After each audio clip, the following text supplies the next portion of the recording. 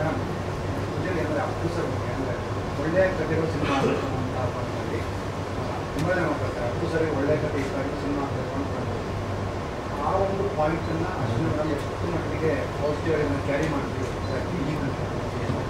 ಒಳ್ಳೆಯ ಕಥೆಗಳು ಸಿನಿಮಾ ಆಗಬೇಕು, ಈಗ ಒಳ್ಳೆಯ ಕಥೆಗಳು ಸಿನಿಮಾ ಆಗಬೇಕು ಅಂತ ಅಪ್ಪು ಸರ್ ಪ್ರೊಡ್ಯೂಸರ್ ಹೇಳ್ತಾ ಇದ್ದಾರೆ.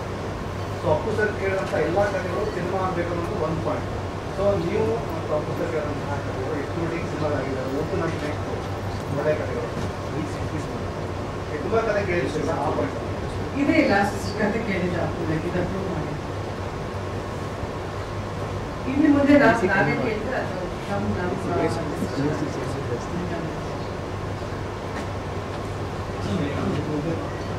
ಅದು role model for many people.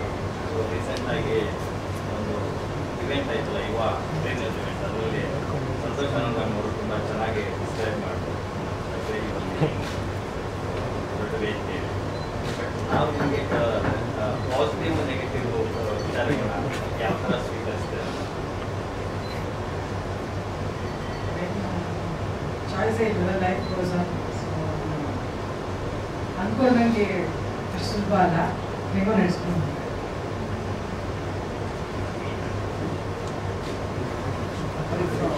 ಸರಿ. ಫಸ್ಟ್ ಟೈಮ್ ಭಾಳ ಖುಷಿ ಆಯಿತು.